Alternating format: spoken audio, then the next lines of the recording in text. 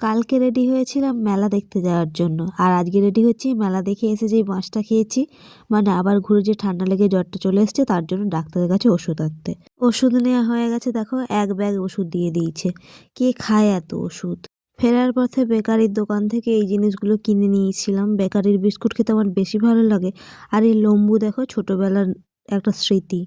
অনেকদিন পরে আবার দেখলাম আর নিয়ে নিলাম। আর এই হচ্ছে বাবুজি কেক, এটা তো সবারই পছন্দ আমার মনে হয়। আমার তো বেশ পছন্দের। তো রাত্রেবেলার ডিনার এটা দিয়েই কমপ্লিট করে নিলাম। তারপর সব কিছুকে একটা জারের মধ্যে গুছিয়ে নিলাম চটপট করে। যখন গুছাচ্ছিলাম তখন মনে হচ্ছিল ভুসিমাল দোকানে এরকম ছোটোবেলায় রাখা থাকতো, একটার পর একটা থাক করে।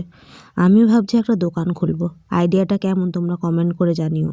তারপর এই বিস্কুটের প্যাকেটটাকে ঢোকাতে যাচ্ছিলাম, কিন্তু হচ্ছিল না। তখন ভাবলাম একটা খেয়েই নিই, কমে গেলে ঢুকে যাবে। তো চটপট করে একটা বিস্কুটও খেয়ে নিলাম। তারপর দেখলাম সত্যি সত্যি ঢুকে গেছে। তাহলে আইডিয়াটা ভালো ছিল বলো।